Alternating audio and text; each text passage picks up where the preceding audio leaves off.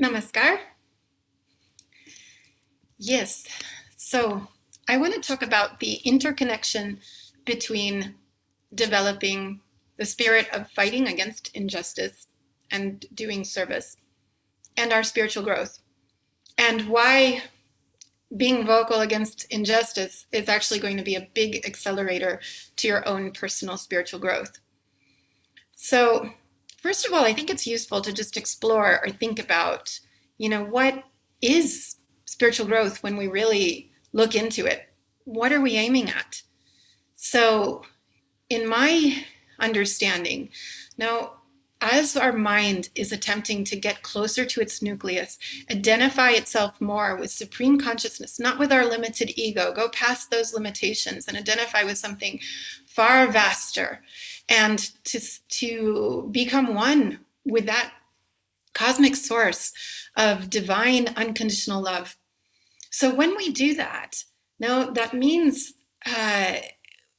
our hearts, our ability to love, our ability to be a type of conduit for that divine love, that divine inclusive love is going to grow. Now, when we are in society, and if there are injustices around us, if we remain silent, if we don't do anything, then we are somehow not living up to that full inclusive love. We're cutting ourselves from it. We are numbing ourselves on some level. On the other hand, if we find our voice and work actively to establish more justice on the planet, more inclusion, what are we doing? No, we are also helping. We're part of that force. And it helps us to overcome our own inhibitions, our own fears. And it's extremely purifying. I mean, when you become one of the instruments for the force of good on the planet, you have all of that power of what we call dharma. No, you have all of that behind you. And indeed, one aspect for human beings, one human need that we have is to be able to feel that we are part of something greater than our small self, that our lives have meaning by being able to serve, by being able to offer something great to this sense of mission, something greater than ourselves. That's not just a few nice, saintly, altruistic people that are like that. It's actually a human need for everyone. And if we're not expressing it, then something's missing in our lives, something that we feel would make our lives more complete, and we're not sure what it is. So the more that we align with that, the more that we ourselves experience a greater sense of completeness, a greater sense of being an instrument for that divine energy. So I want to encourage all of you not to be silent spectators, but to actually engage in your communities, to engage as part of your spiritual practice, as part of an accelerator to your spiritual practice, to look around you and look at what issues are going on and what touches you deeply, what motivates you, and to add your voice to it, to actually step into that power of being one of the instruments of that divine benevolence. No, because when the closer that we get, the closer that we're moving towards that nucleus, the greater that circle of love is. And this is a way that we can concretely express it in the external world. And when we're doing that in the external world, it's going to have an impact. It's going to also help us on the internal level as well.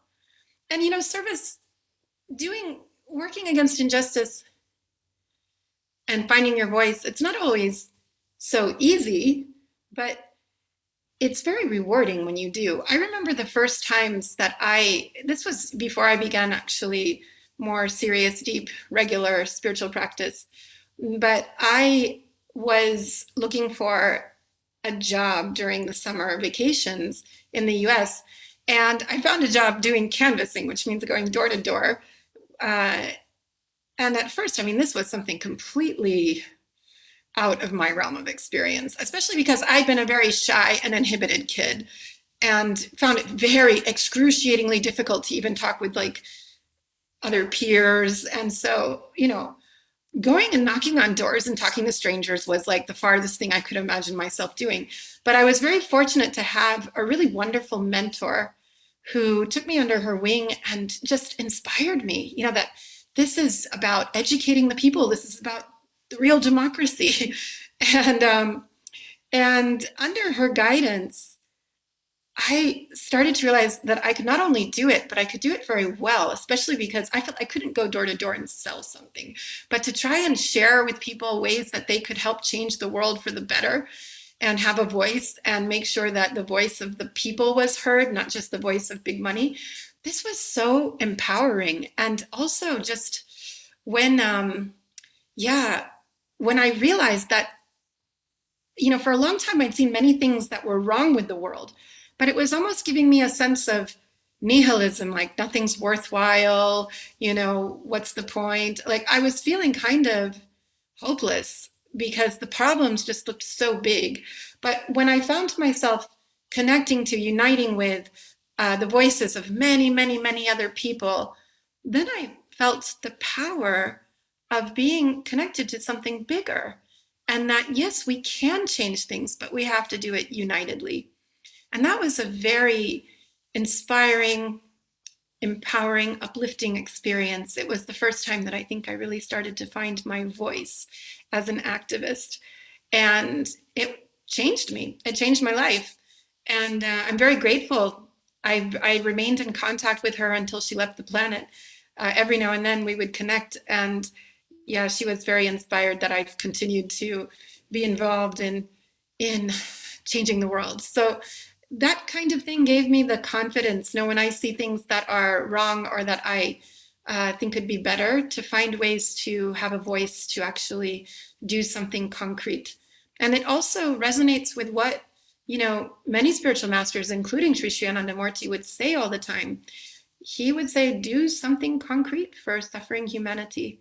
So each of us can find something concrete, some way to express that altruism, that desire, that seva within that needs to find an outlet. And by doing so, you will find that your own spiritual elevation will be greatly accelerated.